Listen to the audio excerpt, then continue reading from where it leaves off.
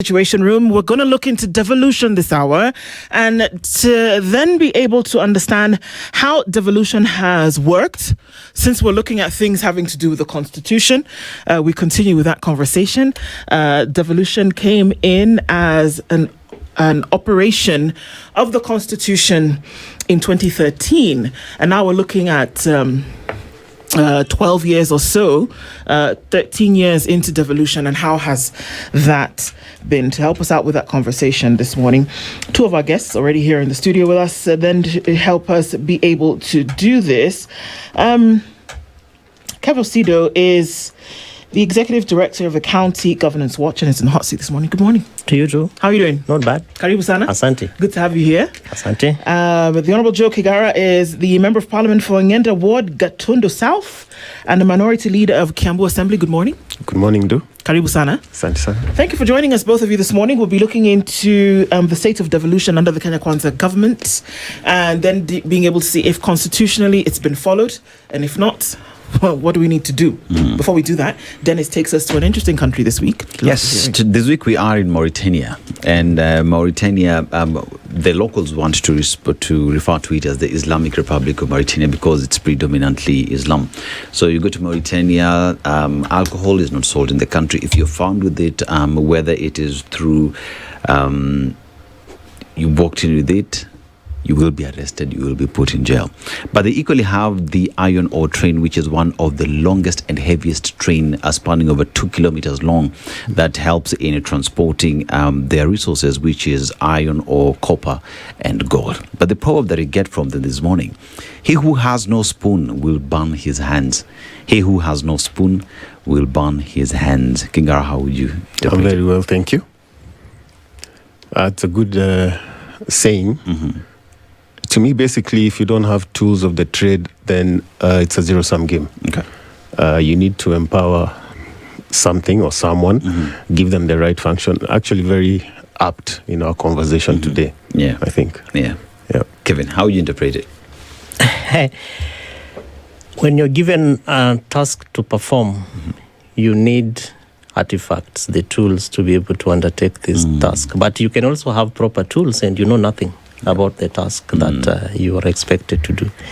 So experience, expertise, therefore, in my view, presents to be able to deliver expectations. Yeah. And as Mheshimiwa says, quite apt for our conversation today, because we have a very progressive constitution. We have a very progressive devolved governance system in Chapter 11. But have we really been able to achieve what the Kenyan citizens expected on August 10th, a day like today? Thank you. Well said. We'll interpret it as sentence. All right. Well, let's give a bit of an overview in terms of devolution. Since 2013, even after the promulgation of the Constitution, of the new Constitution, and then it took a little bit where everybody got into tow, governors, senators, county assembly, then started and practiced the mandate up until 2026. Let's hear from you. What would be your scorecard, 1 to 10 in this case? Let's go with 10 being the best, in terms of how devolution has been practiced under the current administration and not the administration before. Okay. Out of a score of 1 to 10, I think I would give it a generous 6. And I say generous because it's still a low score. You have to understand that the way you framed your question, you're putting the onus on the current regime to do what it needs to do to empower and have functions devolved. In terms of whether devolved functions, for example, have been effectively devolved, I would say not quite. We are in a low 4 to 5 because we still have a lot of functions that have remained in national government. And when that happens, of course, resources don't follow the functions, and then you have a scenario where counties are expecting to undertake their constitutionally mandated functions without resources following. That becomes a key talking point. And you have really key areas such as healthcare, roads and infrastructure, all these things, which if funds don't follow, then you have to outscore it a low 6 in terms of overall view. But on specifics sectors, you can then score. If it's healthcare, it probably a 4. If it's infrastructure, and so on and so forth. We had a state of address from the Council of Governors just the other day. And of course, the trouble with that is that it's a snapshot of where devolution is holistically, sort of an aggregated view, which can also be misleading because when you take a mean score of devolution, you have counties which are performing better than others. You have counties that are doing better in own source revenue than others. If you take Kiambu, for instance, it scores very well when it comes to own source revenue, and others not so much. And others have an unfair advantage. If you take Narok, for instance, they have national parks. So their own source revenue is going to be much higher. Same case as Nairobi. So in ballpark, I think in the last 13 years, we can say, yes, devolved services have come closer to people, and that's a win. Now, whether that has been effective and efficient, that's up for discussion. Kevin, I want to ask the question then, with the constitution that you say, which is a proper tool that we have to use as a country, just going back to the proverb that we have as a country, have Kenyans realized the potential, the full, what one would say, meat that comes with devolution, as it were? Very good question, Dennis. From what we see happening in the counties, when you say Kenyans, it is quite a bothersome description because you have Kenyans who are Kenyans and you have Kenyans who are not Kenyans when it comes to governance.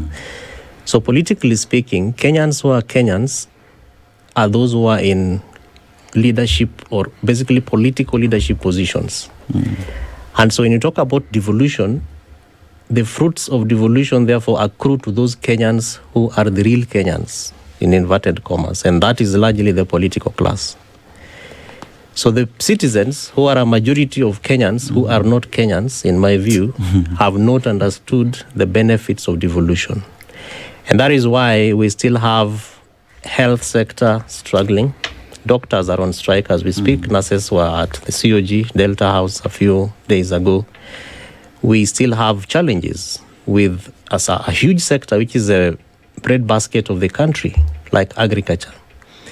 We have serious challenges with leadership when you talk about infrastructure, where you have to have governors, having challenges with senators because of a 10 billion shillings, what's called the roads maintenance levy, So many things that are happening that are constitutional, but Kenyans who are largely the people who expect services are not feeling these services, Dennis. So that's quite a big challenge.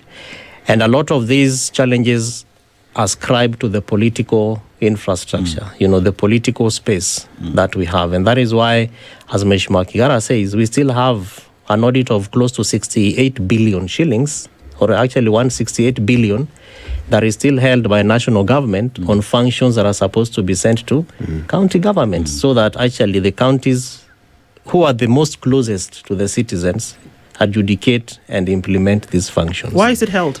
Why is this 68 billion shillings held by national government that should go to counties? Of course, the law expects that if you look at Schedule 4, we have functions that are supposed to be done by national government and those that are supposed to be done by county governments. But since 2013, 2014, when we had the Transition Authority, the institution that was supposed to help us, to transit functions, institutions, etc., that came up with a very clear report that therefore needed to be adopted by almost everyone to ensure that functions go to counties. Why they are still held is lack of political goodwill, in my view.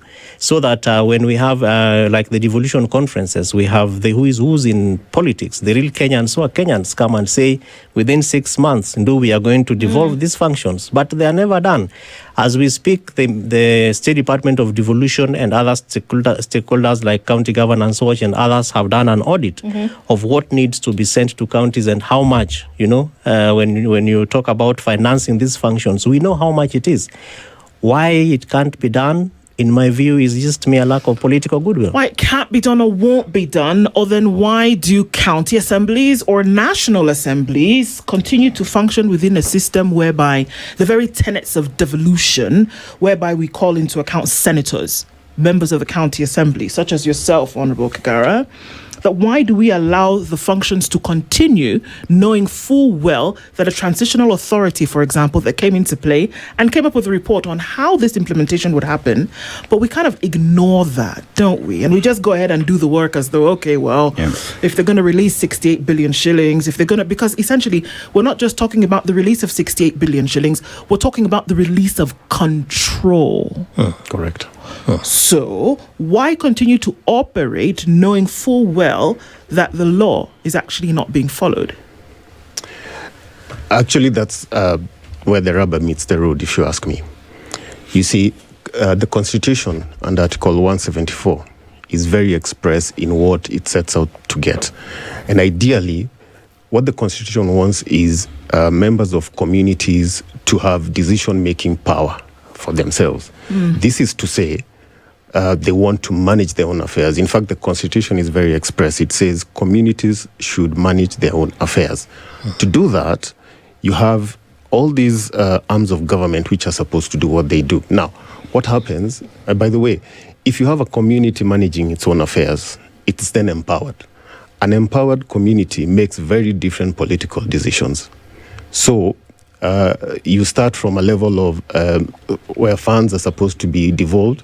You have those systems starting to be curtailed. I'll give you an example. We are in the financial year 2026-2027. We have what we call division of revenue allocation. Division of revenue allocation is where you have Parliament coming and deciding what share of the cake is going to go to counties, right? Now, it is envisioned, and the drafters of our Constitution just said, the most recent audited revenues, we go by that, and then we decide 15% of that goes to counties. We're in the last financial year for those of us who are in elected politics, right? But the division of revenue allocation that actually, we're using according today, to the High Court, well, as of Friday, done. I followed what Willis was saying, and so we could be out of office anytime, right? But let's assume we have another year to go. Now, the good folks at the National Parliament see it fit to give us what we call a constitutional baseline to determine our income as the 2022-2023 audited accounts. Okay? Now, not just audited accounts, but audited revenue. Now, what is important here to note for Kenyans is that we're looking at audited and approved revenues. So we have audited accounts for 2023-2024, audited accounts for 2024-2025, still seated, gathering dust. And by the way, we don't require parliamentarians to go and re-audit or do anything new. They're just supposed to take a report from the from the Auditor General, put it in front of the floor of the House, debate it, approve it, set up constitutional baseline. Now, what is the net effect of that not happening? It means we're using a 2 trillion budget figure, right, to determine the cake which is being served today, as opposed to a potential 2.5 trillion, I believe. 2.9 trillion. Yeah. The compounding effect is that right now counties are being denied somewhere near 70 to 80 billion in potential revenue. Now, when we talk about empowering communities and funds following, we do public participation when we want to do development. We go right to the village, you ask people, what are your priorities? And they'll say, we want a bridge here, we want a level 2 hospital here, we want our roads graveled. But when you look at the resources which are supposed to come, we are saying, look, the economy hasn't grown from 2022. We're in 2026, 2027 financial year.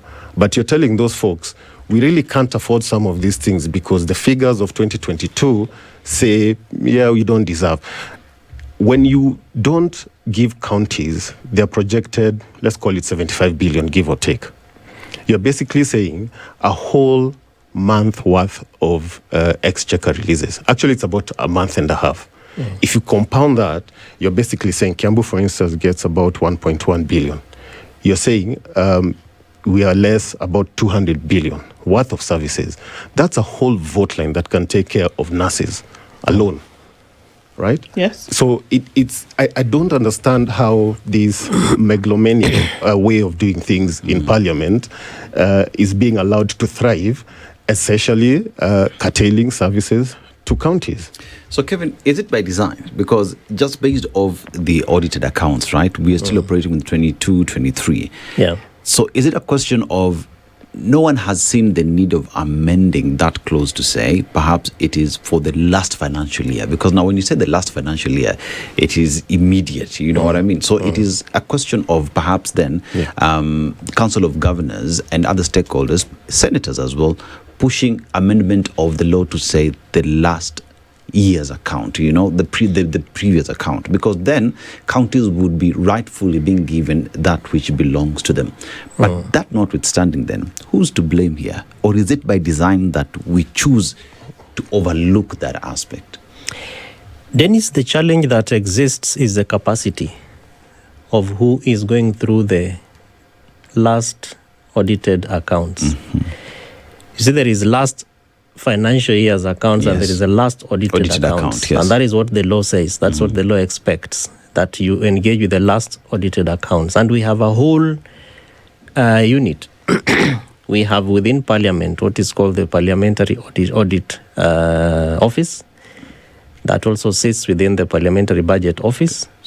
We have the Office of the Auditor General that is properly capacitated and has done its work effectively. So much so that even if we were to go by the last audited accounts, we would have them 2026, 2027, because the Auditor General has done her work effectively. The challenge is that these reports are received at Bunge. You understand? Now, the capacity of Parliament, in my view, is where the challenge sits. So that when you have all these committees that are supposed to go through these audited reports, what is this thing that is holding them, that is making them unable to execute and dispense of their responsibility? And so if we can be able to probably review that particular process, and if there is a need for an amendment, maybe have a mechanism that also allows other interested parties, so that parliamentary assessment of the audit report is not a necessity as a requirement for the budget process. Because as it is right now, the law expects that we sum our budget on the last audited accounts, which now, of course, is 4 years behind. I also know the kind of efforts that are going on to be able to fast-track this process, working with, of course, the National Treasury, the Auditor General, and the kind of capacity that is being boosted within these offices. But the challenge still rests within Parliament, so that if we can be able to have some sort of a boost or some sort of mioto inaongezwa kule bungeni for the committees that need to review these reports, then that is where the problem is. And you see, for parliamentarians who are also the budget, the ones who appropriate the budgets, it is in their interest that we are undertaking a retraction of the budget process based on where they are, and where they are is not in the citizens' interest. Remember that the people we are talking about have agencies or mechanisms like NGCDF, etc. They might not be interested so much in what the counties are losing, that therefore make it so hard for the county governments to deliver services to the people, because that is not a conversation that they want to have. Why? Because if you look at the NGCDF Act, for example, it is very, very clear what it needs to do. Infrastructure, security, emergencies. Those are the three main things, which of course are not what county governments in a much more deeper sense would be engaging in. So it would be of their very little interest to see that counties have money to be able to deliver services. Because again, there's a political equation here. There are parliamentarians, MP, National Assembly reps who want to be governors, who want to be senators, etc. Now, we have to get to a level where we agree that there is a point in time when you cease being a governor, you cease being a senator, you cease being that elected leader. What kind of legacy do you want to leave? One. Number two, when you ultimately retire and you go to the village, do you want to get to levels where there is no healthcare? Do you want to get to levels where there are no roads, like what we are seeing right now? So it should be, and it must be, in my view, in the interest of every politician to ensure that what the law says works, are on deck to ensure that we give the best to Kenyans. So, in short, therefore, again, political goodwill. There is no reason why parliamentarians should dilly-dally on reviewing the reports that are therefore supposed to be used to ensure that we have proper appropriation of budgets. When are we going to have a stop? Yeah. Because is it possible to work in devolution, for example, and then be apolitical? Because oftentimes we keep saying, the politics of the day matter. Can I be bold enough to say that it shouldn't? Of course. That there is a constitution. It's in black and white. What says needs to be done. There are budgets. There are laws that are made. Why do we always want to spice or pepper the function with politics? Can we just, there's room for the politics, which we've seen very clearly happening. But when it comes to bread and butter issues, when it comes to brick and mortar, when it comes to infrastructure, why do we always have to have the crutch of, it's political and I have to do what, the puppet master says? It smacks of an immature dispensation. When can we actually do that, do you think? I think that's one of the things I'll give it to the late Honorable Raila's view was. Baba had this point that for effective governance to happen, all arms and articles of Constitution have to be respected.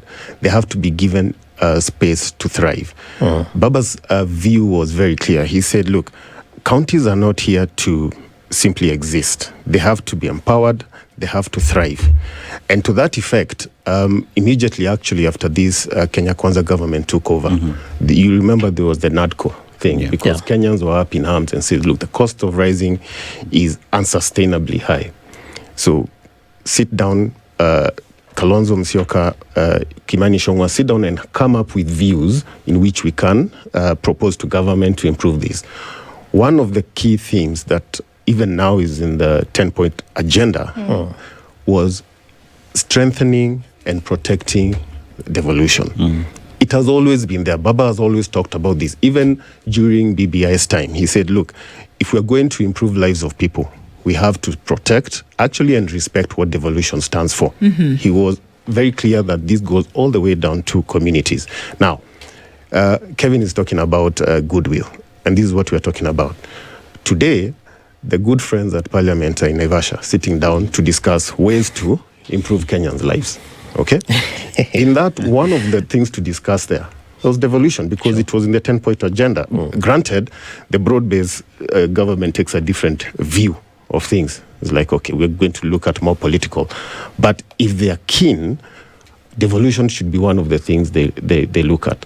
Now, if you drill down to specifics, they'll tell you, look, we've even done what Raila's recommendation was in NADCO, at the very least give counties 20% of the revenue.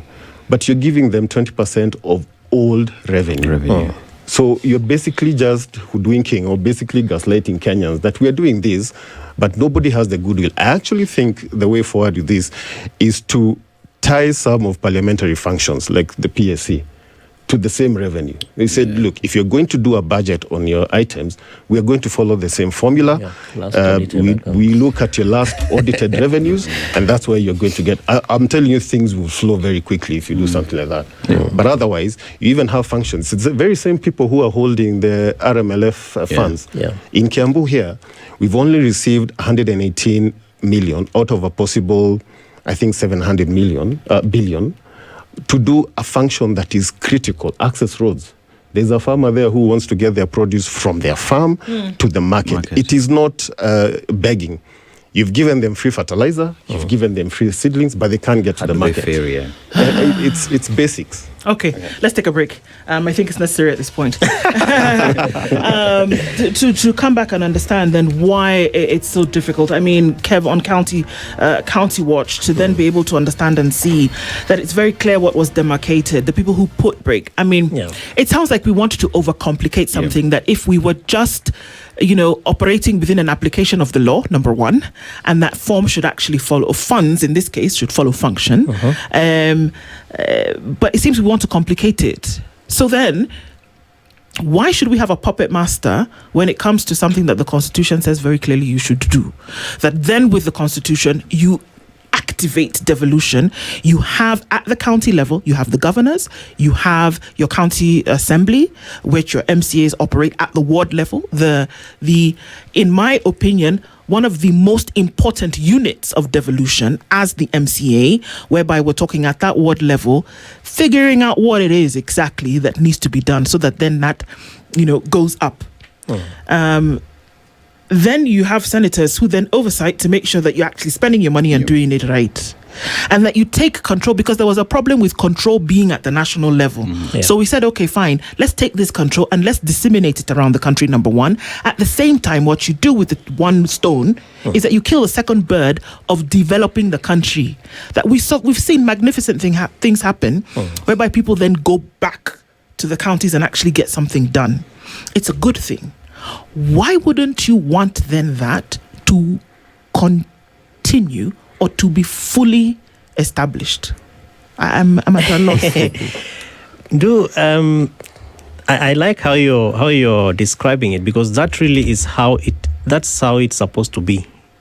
That's purely how the devolved system of governance of Kenya was envisioned and is supposed to operate. That the members of county assemblies know there are 3 constitutionally allocated mandates, they execute them effectively, and that there should be no clash of functions. That the executive will also do its work with the entire government, led by excellency governors, and that they manage and execute these responsibilities. And the citizens at their level will also be able to engage, public participation, development of CIDP, where they put together their priorities. The ADP comes in and fills some gaps that may exist.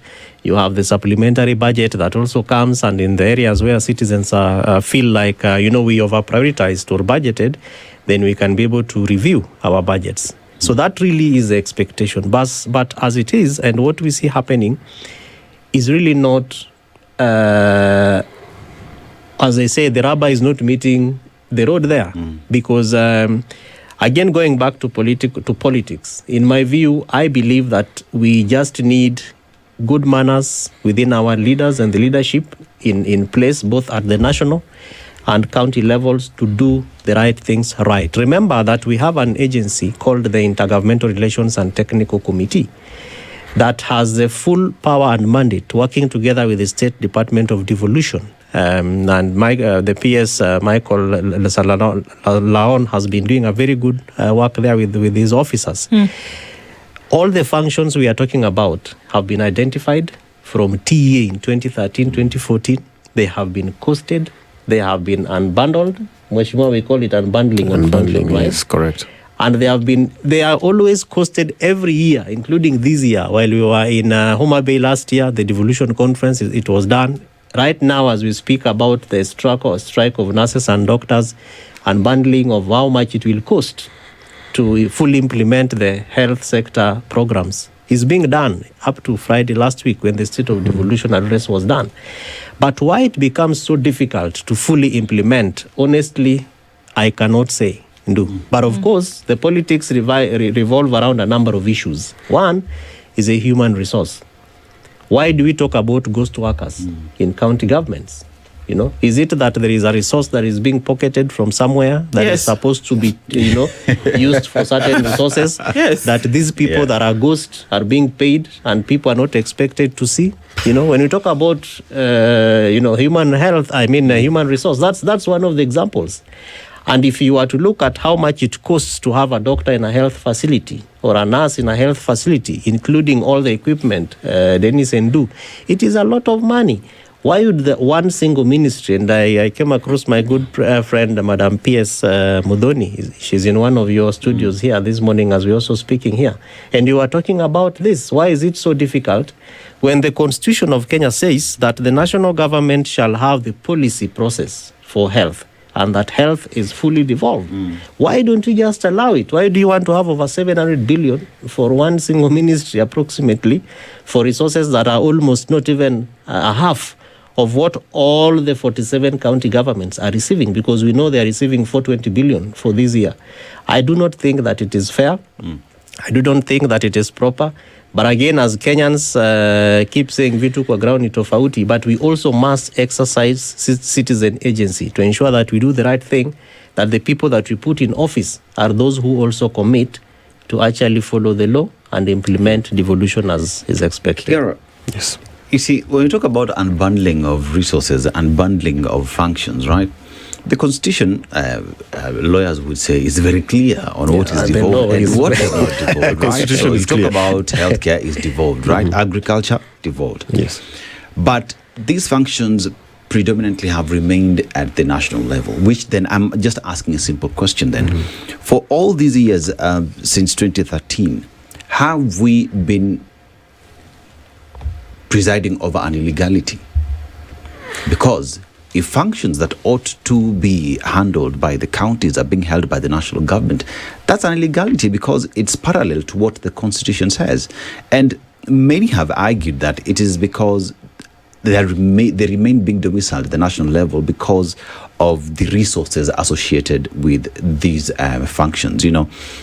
So here we're talking about markets. You see, national government is implementing markets in the counties. Then if that's the case, what exactly is the county, the governor, supposed to be implementing? Is something as basic as a market is being done by the national government. So have we been presiding over an illegality on the basis that is pesa tutaachilia leo, tutaachilia pole pole? You know, Dennis, I started by saying an informed people make very different political decisions.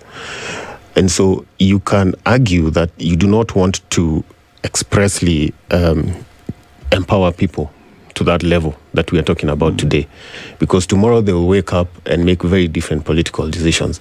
And it's actually worse than how you're describing it. You know, if you look at, for example, agriculture is a function that is fully devolved. Yes. Fully. Yet, the Ministry of Agriculture has, in the national government, has a budget of about 86 billion. 86 billion.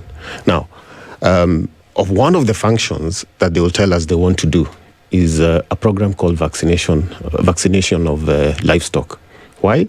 Because we want our cattle and lamb to be, and you have all structures. We have chief officers, directors, veterinary doctors, who can do the same function. And by the way, the Department for Livestock came and said, look, we need about 5 billion to vaccinate about, I think it was about 20 million livestock, right? You look at the budget item, first of all, I argue they should not be having that 86 billion in the first place. But they have now a function that requires 5 billion, which is not in this budget anyway. We tried to look for it, we couldn't find it.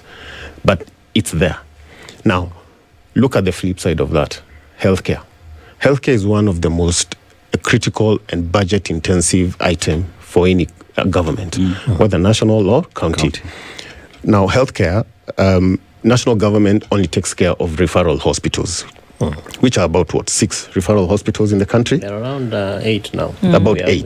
We have some additional. You have about 37 to 40 level 5 hospitals and almost 1,000 level 4 hospitals in the country.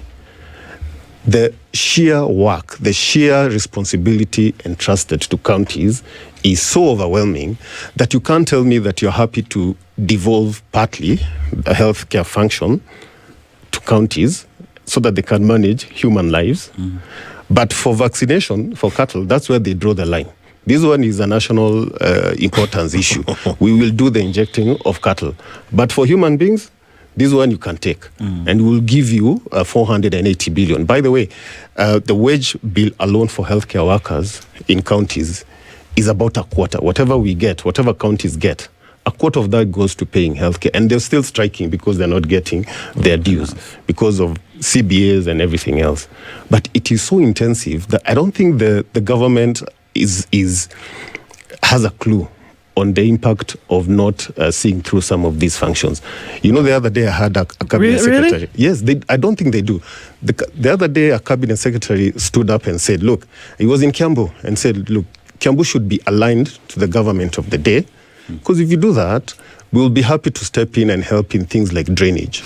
But that's directly against against the tenets Correct. of the Constitution, whereas devolution is concerned. It's directly against. It says very clearly, and I'm going to put it in layman's terms, that why you have this in the first place is so that very thing that you've said Yes. does not occur. That you don't have to buddy up to the governments of the day for Absolutely. drainage to happen in a county. That it was done so that drainage could happen in a county. So this is where they're trying to hoodwink Kenyans. Yeah. Do, because when you come and first of all, it's not in your docket to say that. It's not even anywhere near national government. Neither does it have a budget to do that in the first place. But for reasons best known to themselves, they will stand in front of a podium and say, "This is what you need to do." So that you can be a friend of the government and you can get better resources. It is, and this is a cabinet. Why I bring up this example? Because this is an individual who sits in the cabinet and looks at the president and says, "This is probably what I think we should do." This is very worrying for me. Yeah? You see, part of what I think is happening, and we were in Garissa last week, and we were talking about some of this, what is called the devolution sensitization week. And I raised this question with some technical practitioners there, and we all agreed that when you devolve these functions the way we are envisioning them, then the president of the day who is campaigning would have no election agenda. Because remember that the Constitution devolved what really matters to the common person. So kiosks matter to the common mamamboga, roads matter a lot, health, education, If you fully give this to counties and governors, the president, you go to Siaya where I come from, he or she would have no reason. There is nothing you are telling people you want to do. But when you therefore muzzle counties and you make it look like the county governments are incompetent, that you have to come and launch kiosks like Dennis is saying, then of course the mamamboga there might imagine that it is the president who actually constructed the kiosk and not my MCA, not my governor, not the local leaders. And sometimes we think that is really the biggest hitch that we have when it comes to transfer of functions and, Schedule 4 and even the funds, the resources that are still held by national government, that the president might not have a reason to want to go and campaign in Lamu when everything is being done by the local leadership. So is it by design? So is it by design to withhold some of this control? Because again, we've already said that it's not the actual shillings that you're holding. What you're doing is that you're holding control and power. Sure. Yeah. Is it by design to say that, well, we're not going to release this? You may not say it outright, you may not consciously make an effort to express it, but is it then not exactly what you're doing, whereby you say, yes, we should actually cede control, but we're going to hang on to this control so that I can still come back to you tomorrow, the people of Kwale, the people of Lamu, the people of Garissa, the people of Homa Bay, and actually say, you know what, we're going to build this road for you. Yeah. Oh, absolutely. We're going to do it for you because, it's been a long time coming. So you're going to look at me. That time I'm not talking to you about the Constitution. I'm not talking to you about devolution, because if you knew that it is actually the process and activation of devolution that should sort out this thing that you're doing, then I can actually tell you, well, you know what, I'm not going to come to a rally and listen to you. I have things to do. Precisely. Absolutely. This, and you see, and as it is, members of county assemblies like myself are always at loggerheads with the governor because we want to share the podium. Let's just be honest when it comes to development. Yeah. Right? So we never want a scenario where we can say the governor has done this, but the MC has not done this. Right?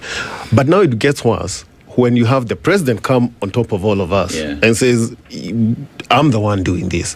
So everybody take a step back. We have money from affordable housing or whatever. We can do this for you. Take your money elsewhere.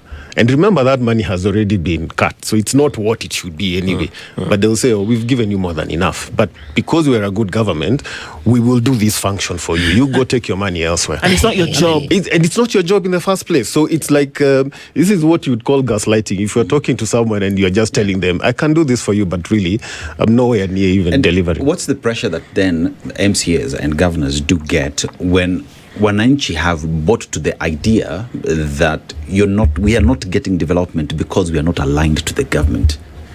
How is the pressure then from the stakeholders, wananchi who've given you the mandate? Well, I'll tell you there's pressure for sure because some of us stand on principle. I will never go to a rally where the president is because I believe I'm going to be held accountable to whatever he says. So I just won't do that. Now, if that means then development will be seen not to be for the MCA and for the president, so be it. I have no problem with that. I will sit with my people and I'll explain to them, look, this is a function of county government. If the president wants to do it, let him do it. But remember, there will come another government which is going to possibly reverse all this. So it's better to understand what the law says when it comes to development, who's supposed to do what. By the way, remember, in all this structure, one of the person who's most disadvantaged is an MCA because everybody else has a kitty to do something. The governors can recover. If markets are taken from Kiambu and the president says he's going to build one in Thika and one in Limuru and everywhere else, the governor can take his market to another sub-county, right? But an MCA can never really say, okay, if these people are fighting on these functions, where do I take my kitty so that at least the people who elected me see something of value? Everything seems to be hogged. The limelight, the development limelight is being hogged by the governors, but mostly the president of the day. And that's why Kevin is saying, especially this financial year, you will see more and more of the president and his team saying, if you align, this is what we're going to do. We've already said we will do. Remember, they keep saying the first 4 years or 5 years are for promising.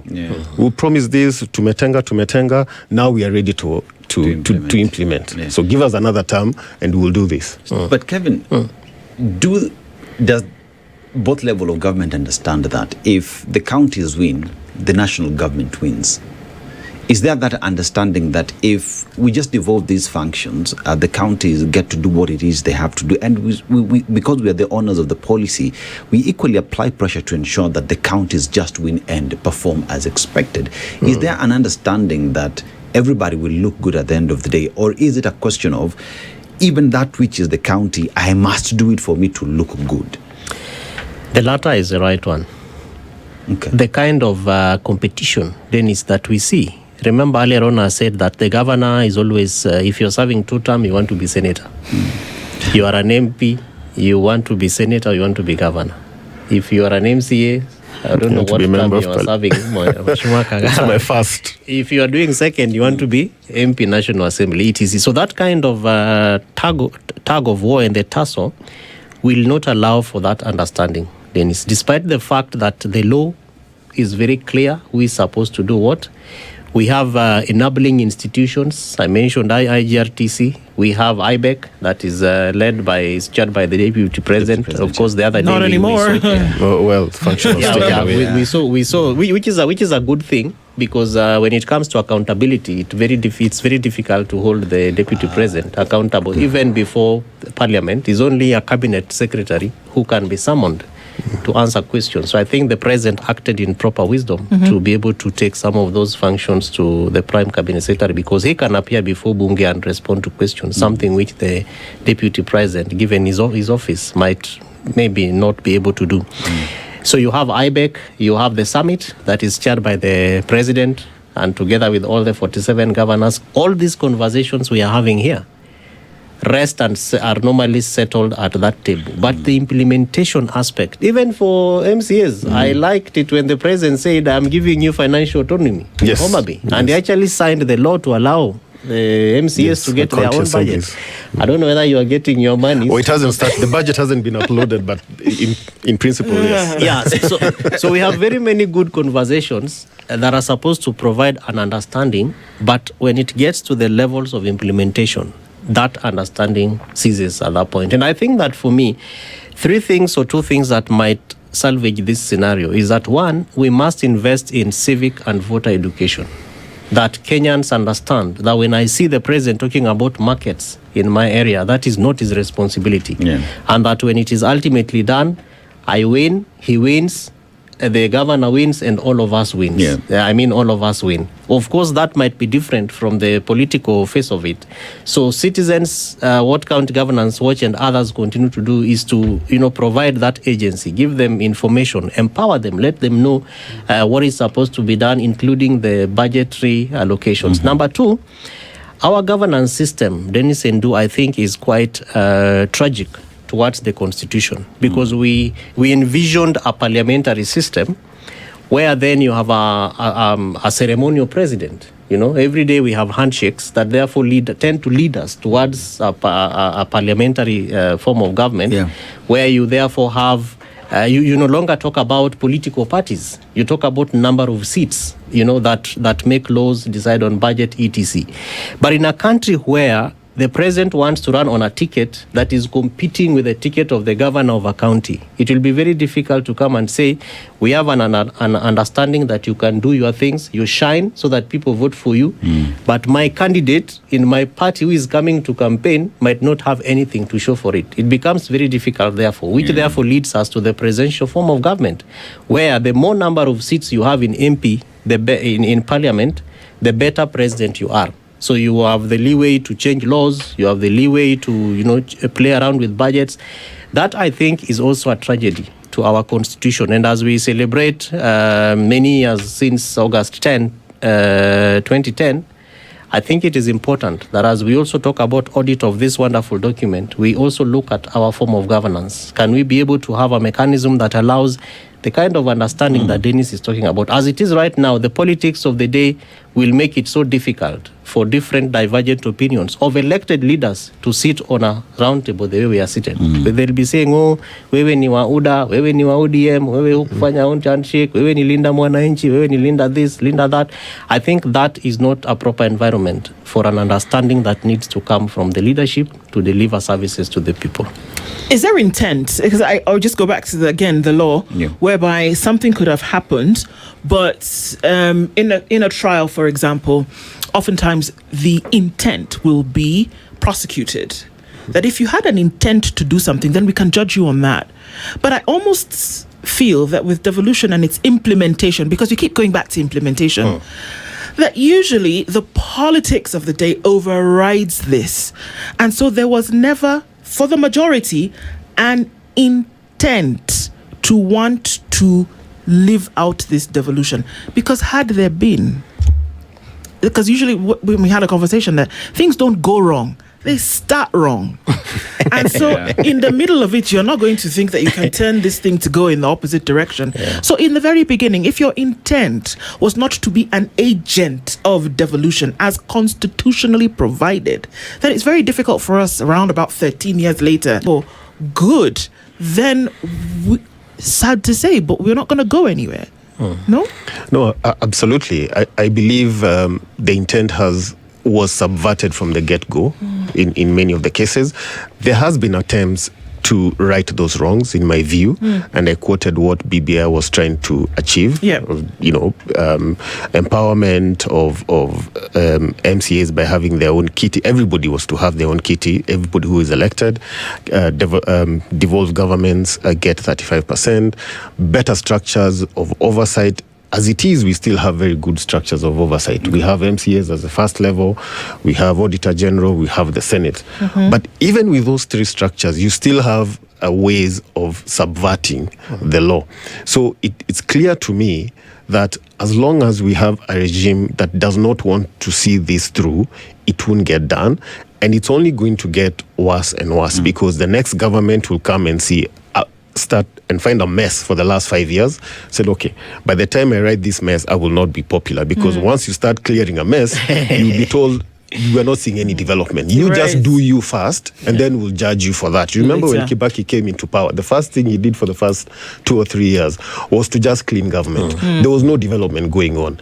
But he stood his ground, and by the time he was doing his second year, we could see infrastructure development, and he just wasn't talking, he was just getting on with these things. But he had people to support him, he had good cabinet secretaries, and I believe maybe that's why we went wrong. I mean, I can't say we lose hope completely. There's still hope. Absolutely. But probably not with this regime, if you ask me. Okay.